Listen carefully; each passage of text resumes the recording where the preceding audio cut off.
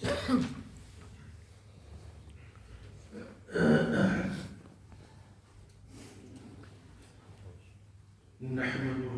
ونصلي على رسوله الكريم أما بعد فأعوذ بالله من الشيطان الرجيم بسم الله الرحمن الرحيم فلا أقسم بما تبصرون وما لا تبصرون إنه لقول رسول كريم وما هو بقول شاعر قليلا ما تؤمنون ولا بقول كاهن قليلا ما تذكرون تنزيل من رب العالمين ولو تقبل علينا بعض الأقاويل لأخذنا منه باليمين ثم لقطعنا منه الوتين فما منكم من أحد عنه حاجزين وإنه لتذكرة للمتقين وإنا لنعلم أن منكم مكذبين وإنه لحسرة على الكافرين وإنه لحق اليقين فسبح باسم ربك العظيم.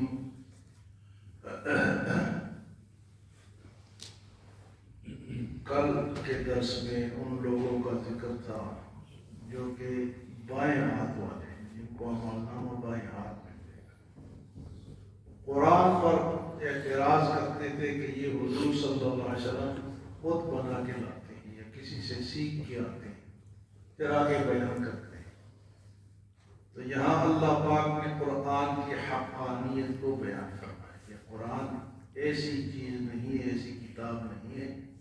فرمایا فلا اقسم بما تبصرون، قسم ہے ان چیزوں کی جن کو تم دیکھتے ہو، وما لا تبصرون، اور جن کو تم نہیں دیکھتے.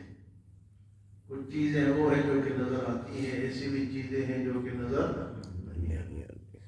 اب فرشتے ہمیں نظر نہیں آتے، کئی ایسی چیزیں ہیں آخرت ہمیں نظر نہیں آتی، قبر کے اندر ہمیں کچھ نظر نہیں آتا، اور کئی چیزیں ہیں کہ ہمیں اللہ نے ان چیزوں کی قسم کھائی ہے اور فرمایا کہ یہ جو قرآن ہے یہ ایسی بات نہیں، انہ لقول رسول کریم، بہت بڑے معزز بھیجنے والے فرشتے کا کلام ہے.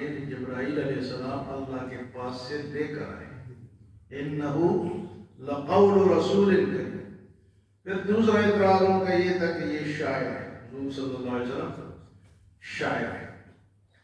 تو شعر و شاعری تو قرآن کے مطابق ہی نہیں ہے، اس کا تو کوئی اور طریقہ ہوتا ہے. اس کا جواب اللہ نے دیا وما هو بقول الشاعر، یہ شاعر کا کلام نہیں ہے، شاعر کی بات نہیں ہے. قلیلا ما تؤمنون، بہت تھوڑے تم ایمان لاتے ہو، زیادہ ایمان نہیں لاتے اور تھوڑے ایمان لاتے. تو شاعر کے کلام میں ایسی بات صاف اور شفاف اور عظمت والی باتیں کہاں ہیں؟ وہ تو خیالی باتیں دڑاتے ہیں، اس کا زلف اور اس کی فلاں اور اس کی فلاں اور اس کی فلاں ہوتی ہے نہیں، ہوتی ہے نہیں جی. وہ ایک نقشہ بناتا ہے خیالی، شاید تو اس کو کہتے ہیں. اور قرآن میں ایک سورت کا نام سورت شعراء ہے، پوری سورت کا نام سورت شعراء ہے، شاعروں کی سورت. حالانکہ وہ شاعروں کی سورت نہیں ہے، لیکن اس میں شاعروں کی مذمت ضرور ہے. بعض لوگ شعر و شاعری کو بڑی ترجیح دیتے ہیں، دیکھو کیسا شعر کہا ہے، ماشاءاللہ اچھے شعر بھی ہوتے ہیں، لیکن اکثریت شعراء کی جو ہے وہ خیالی باتیں کرتے ہیں، غلط باتیں کرتے ہیں. بہت کم ایسے ہوتے ہیں جو اللہ والے، علامہ اقبال تھے، مولانا رومی تھے، یہ اللہ والے لوگ تھے، انہوں نے شاعر کہے لیکن وہ حقیقت پر مبنی تھے. اللہ نے فرمایا وما هو بقول شاعر، یہ شاعر کا کلام نہیں ہے۔ قلیلا ما تؤمنون، سورۃ شعراء کی میں بات کر رہا تھا، تو سورۃ شعراء میں اللہ پاک فرماتے ہیں وَالشُّعَرَاءُ يَتَّبِعُهُمُ الْغَاوُونَ، شعراء جو ہے وہ غلط باتوں کے پیچھے چلتے ہیں، غلط باتوں کی پیروی کرتے ہیں۔ اور قرآن سورۃ یاسین آپ پڑھتے ہیں، اللہ پاک فرماتے ہیں وَمَا عَلَّمْنَاهُ الشِّعْرَ وَمَا يَنبَغِي لَهُ إِنْ هُوَ إِلَّا ذِكْرٌ وَقُرْآنٌ مُبِينٌ۔ یہ وَمَا عَلَّمْنَاهُ الشِّعْرَ وَمَا يَنبَغِي لَهُ، ہم نے اپنی نبی کو شعر و شاعری نہیں سکھائی، تو شعروں پہ زیادہ سر دھننے کی ضرورت ہے۔ وَمَا عَلَّمْنَاهُ الشِّعْرَ وَمَا يَنبَغِي لَهُ، ہم نے اپنے نبی کو شعر و شاعری نہیں سکھائی، اور نہ وہ آپ کے قابل تھی کہ وہ آپ کو سکھائے گا، اس کی کوئی حیثیت نہیں۔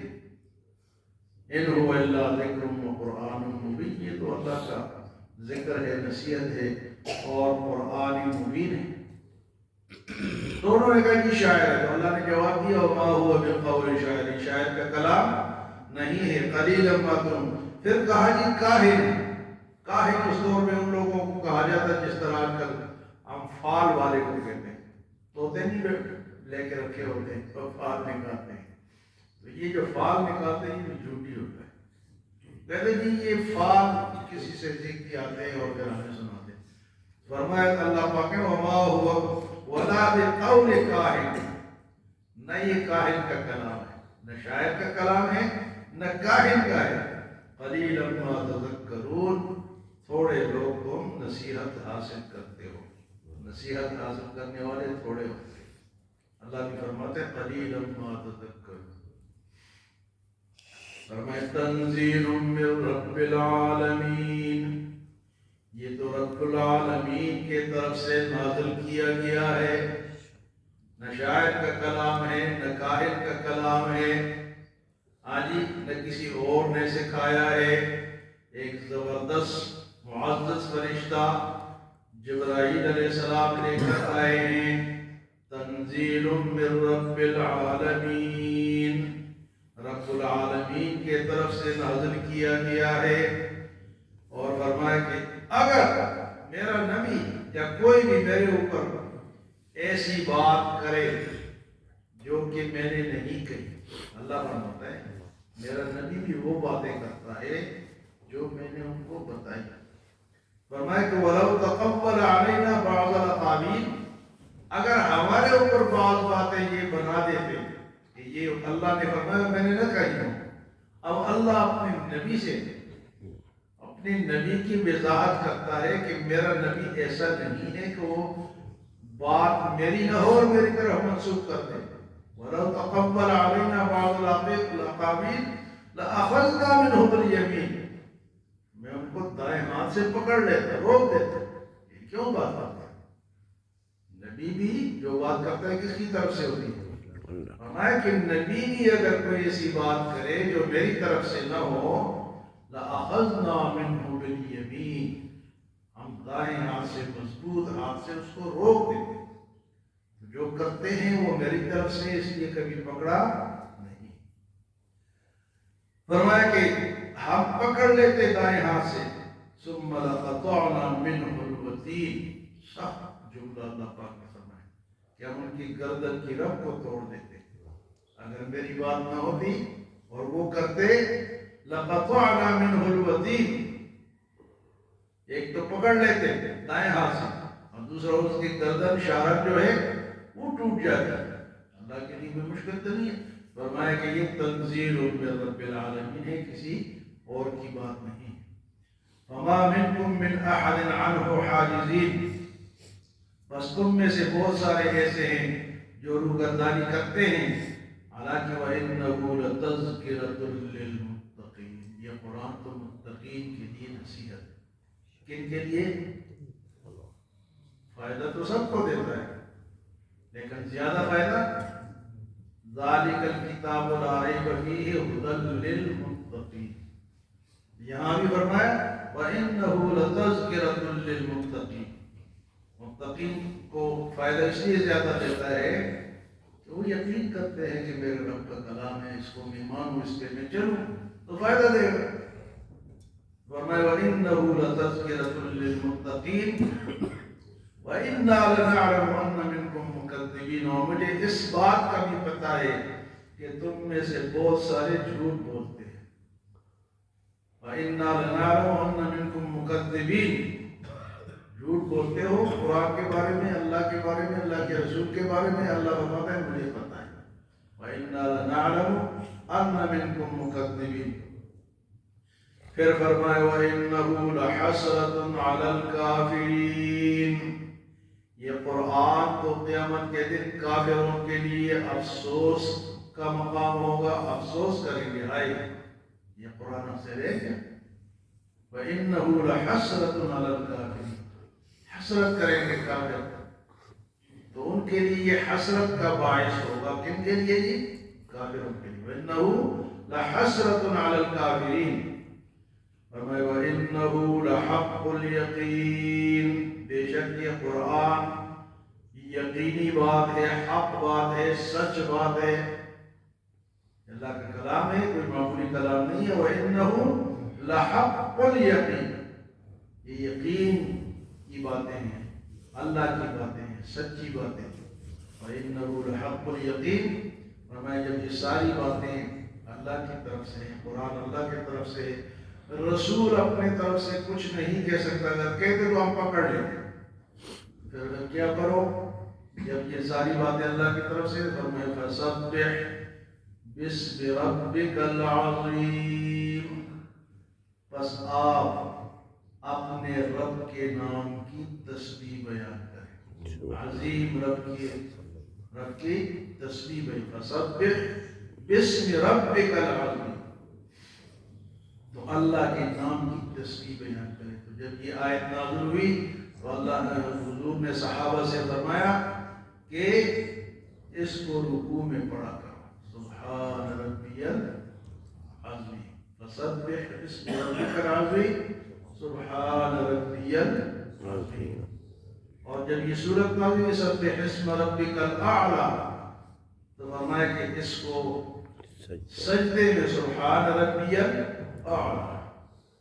تو یہ ساری نماز جو ہے یہ قرآن سے ثابت ہے، اس کے وظائف جو ہیں جو ہم پڑھتے ہیں، تو یہاں جب یہ آیا کہ فَسَبِّحْ بِاسْمِ رَبِّكَ الْعَظِيمِ، تو فرمایا کہ اس کو اپنے رکوع میں پڑھا کرو، فَسَبِّحْ بِاسْمِ رَبِّكَ الْعَظِيمِ۔ تو آج کے درس میں قرآن کی حقانیت، کہ یہ کسی شاعر کا کلام نہیں، کسی کاہن کا کلام نہیں، ایک معزز فرشتہ لے کر آنے والے ہیں، تنزیل من رب العالمین۔ اور اگر حضور بھی کوئی میرے طرف سے نہ ہوتا آپ کہتے، اور میں ہم کو بھی پکڑ لیتے، تاکہ سخت جملہ کہا کہ گردن کی ہڈی توڑ دیتے۔ اس لیے حضور صلی اللہ علیہ وسلم کو اللہ کی طرف سے کبھی ایسی بات نہیں ہوئی تو اللہ کا کلام ہوا۔